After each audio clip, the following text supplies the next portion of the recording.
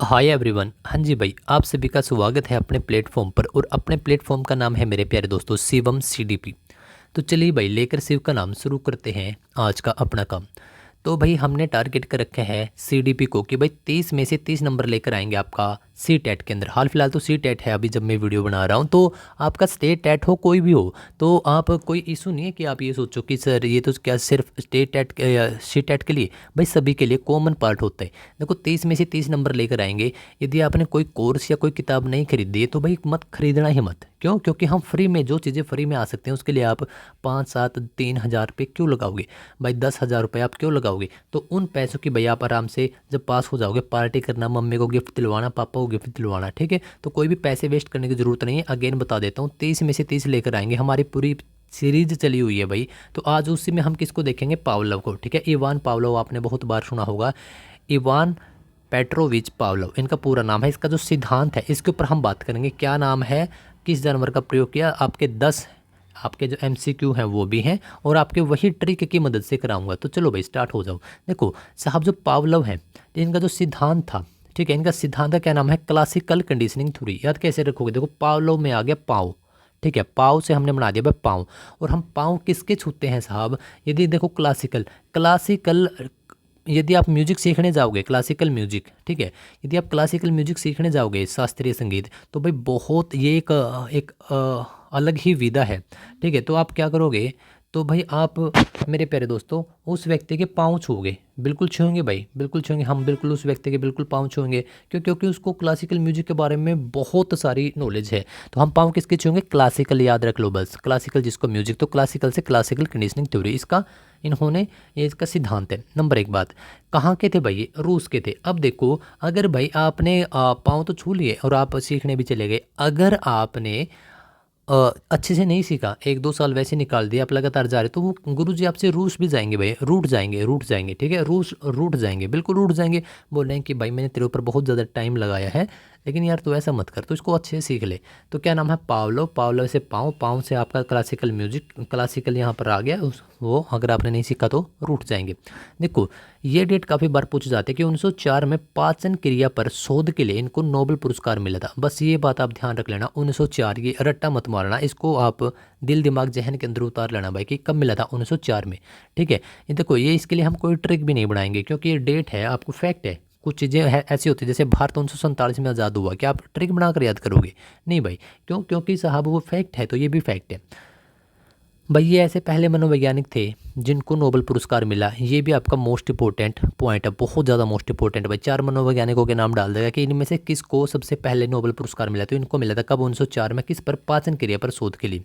भाई अनुबंधन का जनक मतलब कंडीशनिंग का जनक, फादर ऑफ कंडीशनिंग कहा जाता है किसको? इवान पावलोव को। कंडीशनिंग मतलब कि आपका क्लासिकल से आप याद रख लोगे, हमने पाँव छुए थे। तो बस 4 पॉइंट हैं आपके, काफ़ी इंपॉर्टेंट है। आगे आ जाओ, जो इनका सिद्धांत है उसके नाम देखते हैं। इनका है क्लासिकल कंडीशनिंग थ्योरी। पाँव से क्लासिकल याद हो गया। ठीक है, देखो शास्त्रीय शास्त्रीय, तो शास्त्रीय अनुकूलित अनुक्रिया का सिद्धांत भी इसी को बोलते हैं। ठीक है, संबंध, संबंध का क्या मतलब हो गया? रिलेशन। ठीक है, आपका आप प्रत्यावर्तन का सिद्धांत भी इसी को बोलते हैं। मैन बात क्या है कि साहब एस टाइप की थ्योरी आप इसी को बोलोगे। ठीक है, एस टाइप की थ्योरी आप इसी को बोलोगे।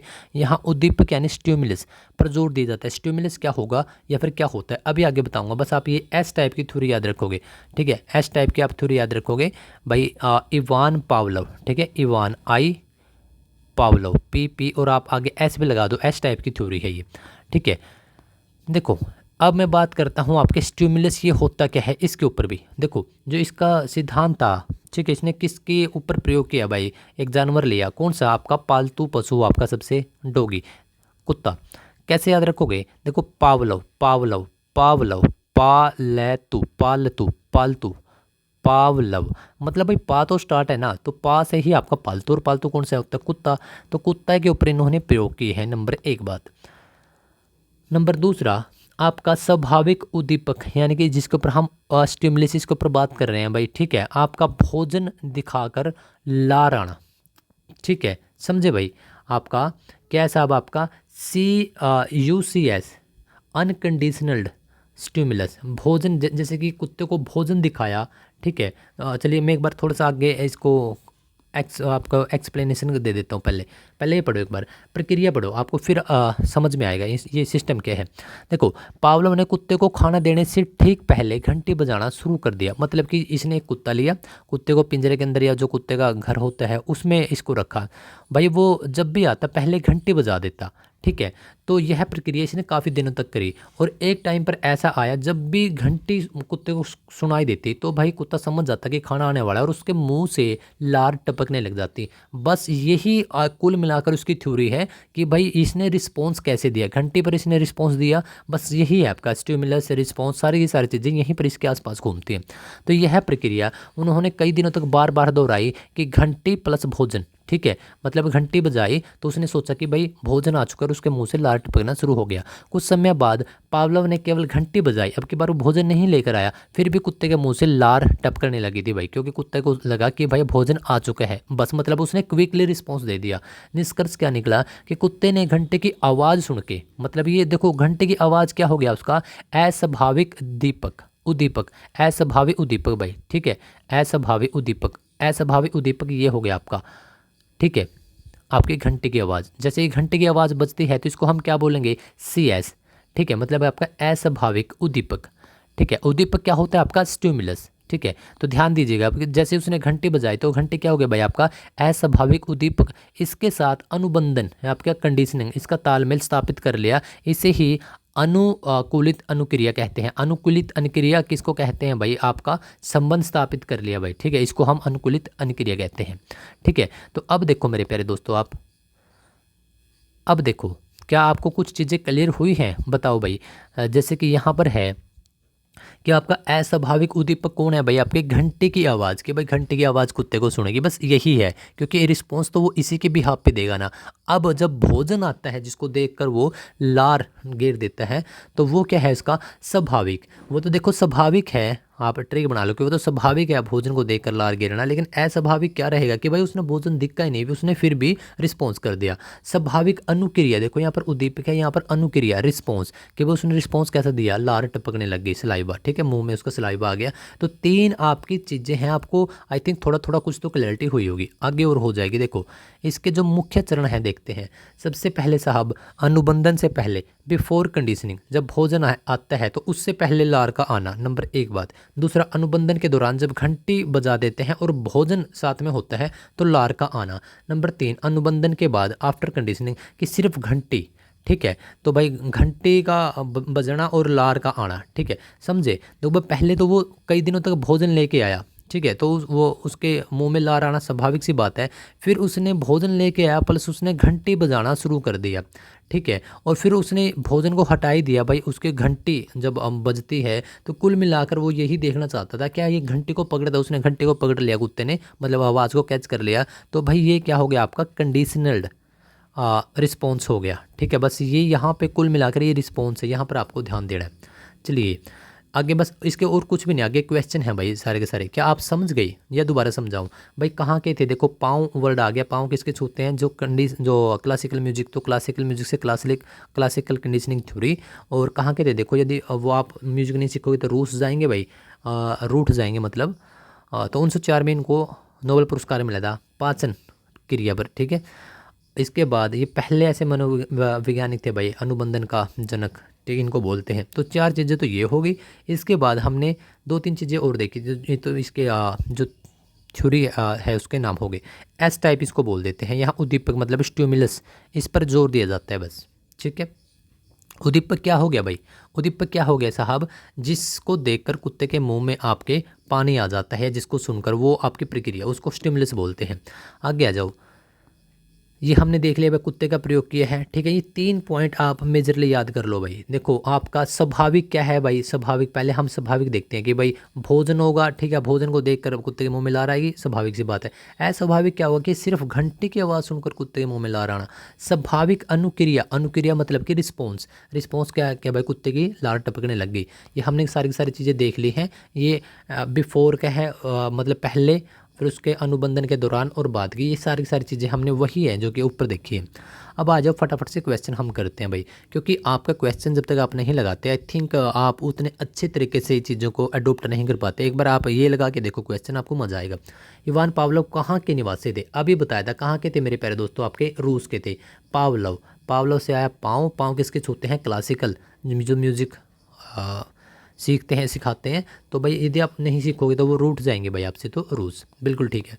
अच्छा ये बताओ, जो उनका पाचन की जो क्रिया है, डाइजेशन प्रोसेस है, उस पर किस वर्ष शोध के लिए उनको किस वर्ष नोबेल पुरस्कार मिला था? तो 1904 में मिला था। ये डेट रटना मत, ठीक है? कभी आप ये सोचो कि ये सब मेरा टलो नहीं भाई, ये फैक्ट है। ये शास्त्रीय अनुबंधन जो सिद्धांत है, क्लासिकल कंडीशनिंग जो थ्योरी है, इसमें पावलोव ने किस जानवर पर प्रयोग किए थे भाई? बताओ भाई।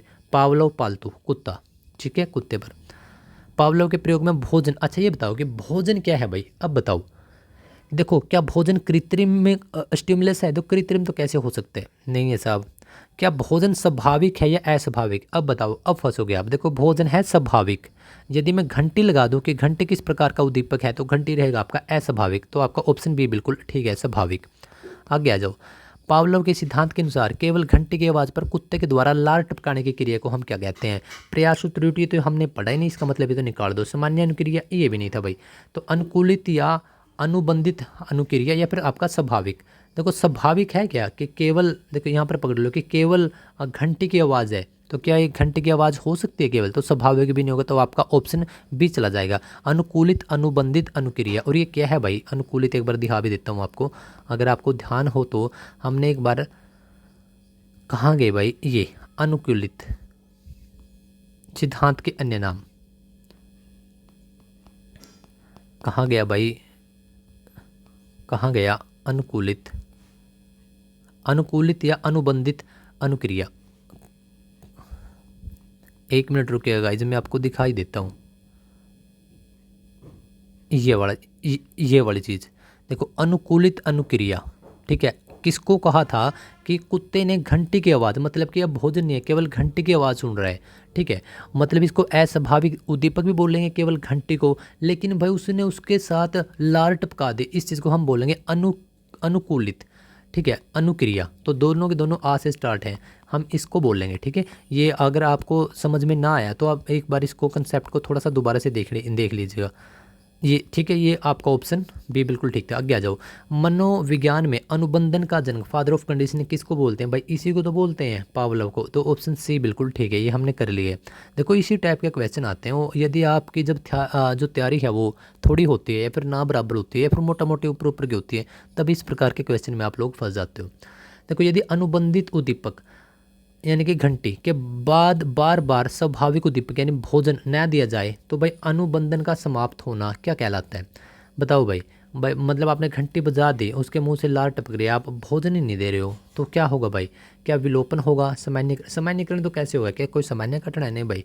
विभेदीकरण या स्वयं पुनः प्राप्ति? नहीं भाई। तो आपका ऑप्शन बताओ, ए या सी आएगा? आई थिंक ऑप्शन ए आना चाहिए, विलोपन आएगा भाई इसका, ठीक है।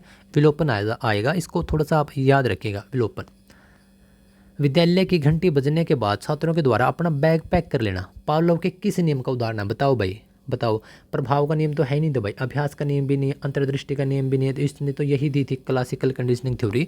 तो आपका ऑप्शन क्लासिक, हाँ यही है, शास्त्रीय अनुबंधन, ऑप्शन सी। जो पावलोव का शास्त्रीय अनुबंधन सिद्धांत है, तो भाई किस नाम से जाना जाता है? हमने अभी देखा था भाई, वो आपका बताओ भाई। पावलोव हमने क्या देखा था? एस टाइप, बिल्कुल ठीक है।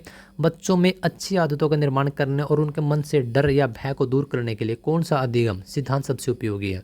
त्रुटि का सिद्धांत है भाई, या फिर क्रिया प्रस्तुत का सिद्धांत है? ये तो बात एक ही होगी। या फिर आपका सूझ का सिद्धांत है, या फिर आपका ऑप्शन बी है? बताओ। तो हम ऑप्शन बी के ऊपर ही तो बात कर रहे हैं ना, ठीक है। तो भाई ये थे आपके आज के 10 क्वेश्चन और आपका पूरी की पूरी थ्योरी। तो आज हमने इवान पावलोव के बारे में अच्छे तरीके से जाना, सोचा, समझा और 10 क्वेश्चन भी किए। तो मेरे प्यारे दोस्तों, अब वीडियो के समापन के और हैं भाई, ठीक है। 30 सेकंड के अंदर वीडियो अपनी समाप्त हो जाएगी। तो सबसे पहले तो एक बार आप लाइक कर दो, क्योंकि आपका एक लाइक मुझे बहुत ज़्यादा मोटिवेट कर देता है और मैं लगातार आपके लिए बार बार अच्छी वीडियो बनाकर लेकर आता हूँ। बस जो नए दोस्त हैं वो क्या करेंगे साहब, सब्सक्राइब कर लो भाई। क्योंकि साहब हम सारी की सारी चीज़ें आपके जो 30 में से 30 नंबर आप लेकर आओगे, उसके लिए सारी की सारी चीज़ें फ्री ऑफ कॉस्ट दे रहे हैं भाई। ये वायदा है, प्रॉमिस है, दावा भी है भाई। यदि आपने किताब नहीं खरीदी है तो कोई चक्कर वाली बात नहीं है, ठीक है। और यदि आपने कोई कोर्स नहीं खरीदा, आप 5, 7, 10 हज़ार आपके पास नहीं है, अगर हैं भी तो आप नहीं खर्च करना चाहते, तो वह 30 में से 30 आपके बिल्कुल फ्री में आएंगे, 101% आएंगे। आपको क्या करना है, बस शिवम CDP ये अपने चैनल का नाम है, इसी पर है आपकी सारी की सारी वीडियो, प्लेलिस्ट भी बना रखी है, इस पर आइए, इसको अच्छे से देखिए और आपका पेपर अच्छे तरीके से पास हो जाएगा। चलिए साहब, अब भाई कुछ दोस्त पूछते हैं कि साहब आपका टेलीग्राम किस नाम से है, तो शिवम CDP 2026 ये यूज़र नेम है भाई। इस पर आप क्लिक करेंगे तो आपको बाबा भोलेनाथ की फ़ोटो दिखाई देगी, शिव की, वही फ़ोटो जो कि आपको अभी चैनल पर दिखाई दे रही होगी, तो वही है अपना ऑफिशियली चैनल, ठीक है। और टेलीग्राम का लिंक नीचे भी है, ठीक है। पुरानी कुछ वीडियो हैं जिसको आप देखकर काफ़ी अच्छा स्कोर कर सकते हो। वीडियो कैसी लगी, हाँ आपको 2 कमेंट करने हैं, एक कि भाई आप नेक्स्ट टॉपिक क्या चाहते हो, दूसरा कि भाई आपको बताना है कि इवान पावलोव ने किस जानवर के ऊपर अपने प्रयोग किए थे। तो दोनों के दोनों कमेंट करो फटाफट।